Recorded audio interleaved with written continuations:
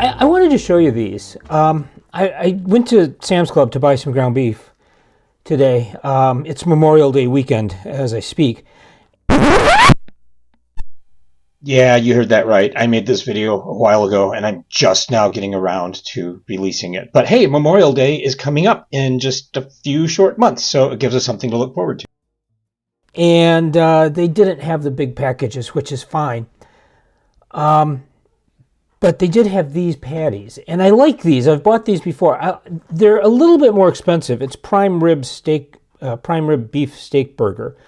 So they're pretty good. It's $4.98 a pound though, which is pretty expensive. And I know my grocery store across the street has 80/20 ground beef on sale for $3.99. But this was $3 off a package. So if you look at that, that's $13.40. That brought this down to just over $10. And when I did the math, it was $3.85 a pound for these, which are higher quality. So I'm going to cook some of these up as patties. I'm going to smash them out really flat and cook them up. And then I will actually keep them in the freezer for times when I want a burger, but I don't feel like heating up the stove or anything. So I'm going to come back. I'm going to pull some of these out and flatten them out, and I'll show you what that looks like. And then I'll cook them up and show. I'm not going to, you've seen beef frying in a pan, but I will show you what these look like once they're all fried up. So back in a few minutes. Okay, so you can see what I've done here. I found out it's actually cheaper just to go to Sam's Club and buy, or any restaurant supply house, buy this package of patty paper, which is wax paper, and I forget how many are in here. And the number is on the part that you rip off, so it's gone. But this is so much faster and cheaper than doing wax paper off the roll and cutting it up and whatever. So what I like to do is I use my burger press. So I'll take one of these sheets, and I have my burger press here. I'll put some ground beef in there, drop a patty in here, put some more,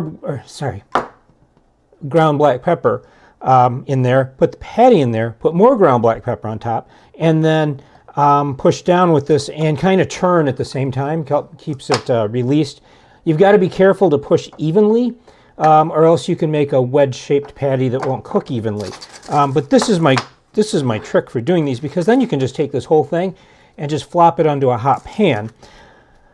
So you can see the size that we're dealing with. These are not really super big. These are about 3 ounces a piece. So I'm going to go cook these, and what I'm going to do is take my thumb and make a hole right in the middle so that they do not get too thick, and spread that out a little bit there. And I'm going to go fry these up in a pan, and we'll be right back. We'll see what it looks like then. Okay, so you remember our little friend here, about 3 ounces of delicious beef. I took 2 of his friends, smashed them flat, and fried them in a pan. And of course I put them on a separate plate because this one had raw meat on it.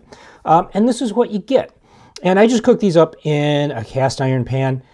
They smell amazing, and I wasn't planning on having one right now, but I probably am. Now, for a lot of people, there are those people out there who just think burgers need to be gigantic. So these are about 3 inches across. Okay, and I can show you. See, they're not super thick. Okay, this is about the size of a burger patty that you get at McDonald's, but I guarantee you it's about 100 times better. But I don't want a lot of burger on my hamburger because I want room for my condiments. So what I usually say is, have one of these, and if you want more meat, you can double this up. In fact, put a slice of cheese between them. It'll glue them together into one big patty, and you've still got room for everything else on your bun. I may cook a bunch of these up and freeze them, which I said I would earlier.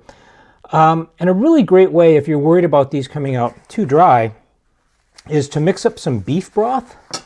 I like the better than bouillon. I'll mix some of that up, add a little bit of Worcestershire sauce, and after I cook these, I'll slide those into there and put them in the fridge and let them cool overnight. That beef broth will prevent them from drying out.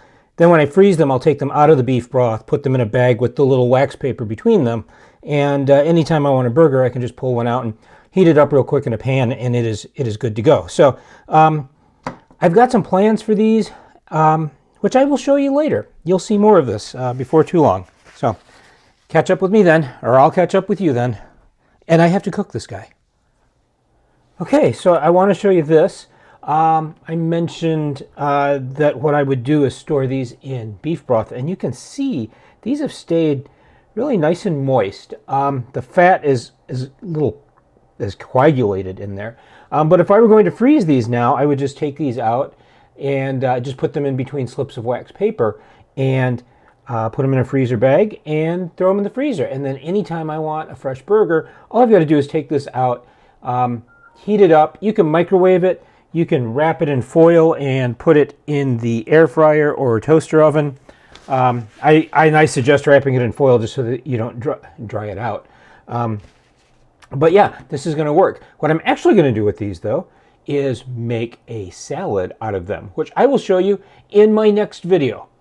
So see you then. And that's it, folks. As always, thank you so much for watching.